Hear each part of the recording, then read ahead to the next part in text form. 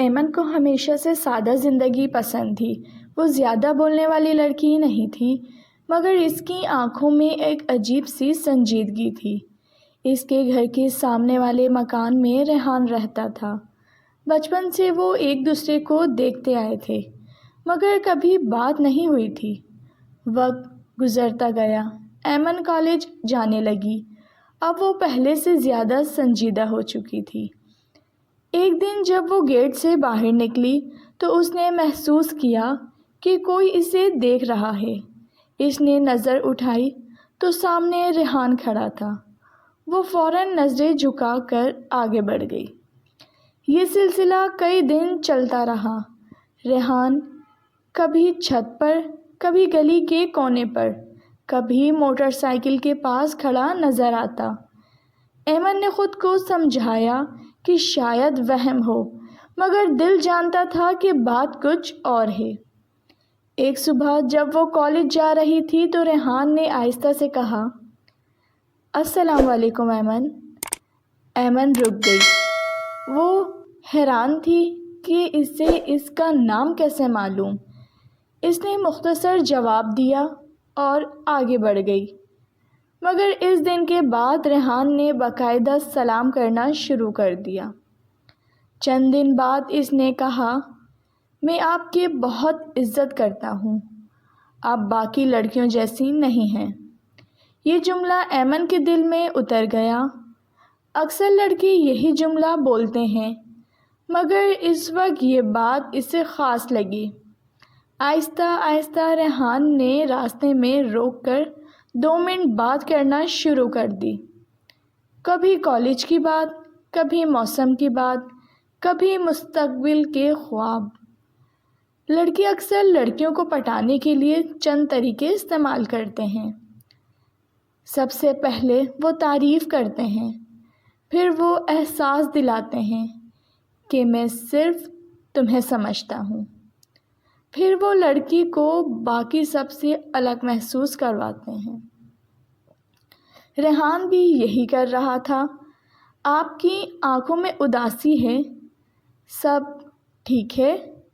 اگر کبھی کوئی مسئلہ ہو تو مجھے بتائیے گا، میں ہوں نا۔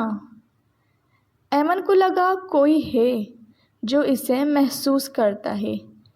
یہی وہ لمحہ ہوتا ہے جب لڑکیاں لڑکوں کی باتوں میں آ جاتی ہیں، کیونکہ لڑکیاں الفاظ نہیں احساس سن لیتی ہیں۔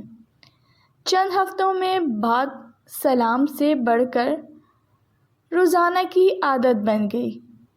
اگر ایک دن ریحان نظر نہ آتا تو ایمن کو عجیب سا لگتا۔ وہ خود کو سمجھاتی کہ یہ غلط ہے، مگر دل مانتا نہیں تھا۔ پھر ایک دن ریحان نے کہا، میں آپ سے دوستی کرنا چاہتا ہوں، بس صاف نیت سے۔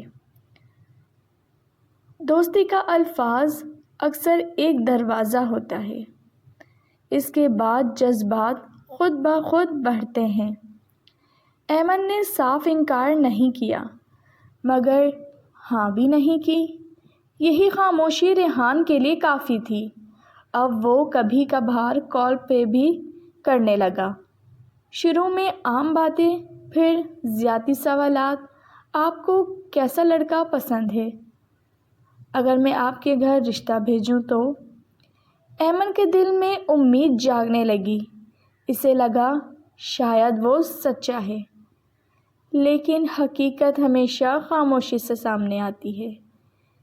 ایک شام ایمن چھت پر گئی تو نیچے گلی میں ریحان اپنے دوستوں کے ساتھ کھڑا تھا۔ وہ ہنس رہا تھا اور کہہ رہا تھا، بس تھوڑی سی توجہ دو، لڑکیاں خود ہی سیریس ہو جاتی ہیں۔ ایمن کے قدم رک گئے۔ اس کا دل جیسے زمین پر گر کر ٹوٹ گیا۔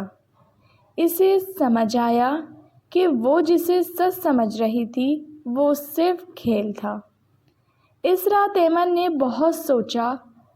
لڑکیاں اکثر اس لیے دھوکہ کھا جاتی ہیں کیونکہ وہ خود جیسی ہوتی ہیں ویسے ہی دوسروں کو سمجھتی ہیں۔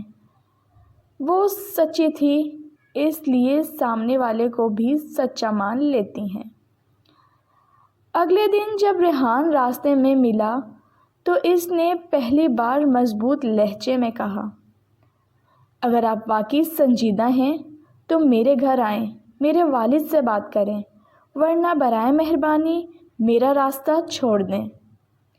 ریحان چند لمحے خاموش رہا، پھر ہلکی سی مسکراہٹ کے ساتھ بولا، آپ غلط سمجھ رہی ہیں، ابھی تو میں سیٹل بھی نہیں ہوا۔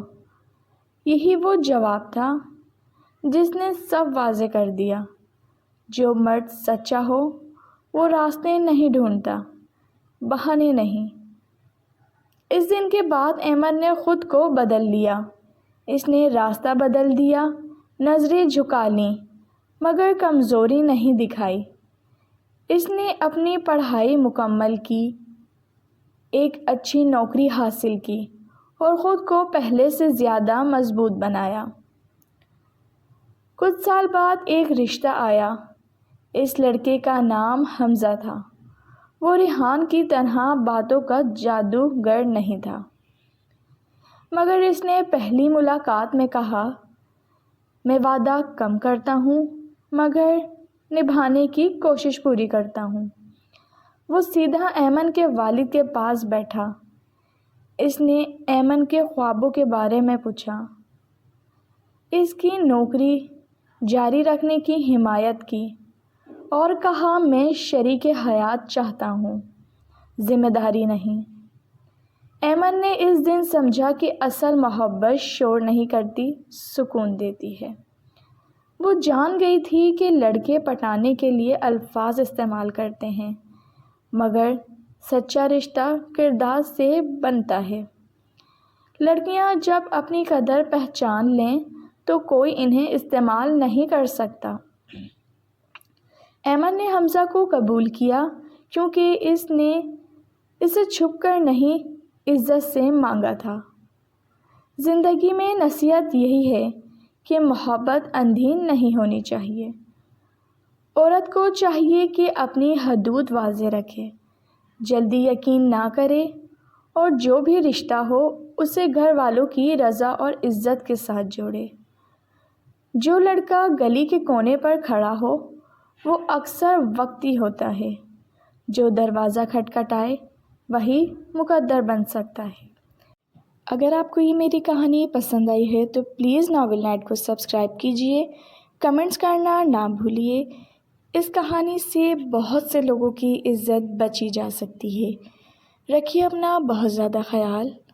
اللہ حافظ۔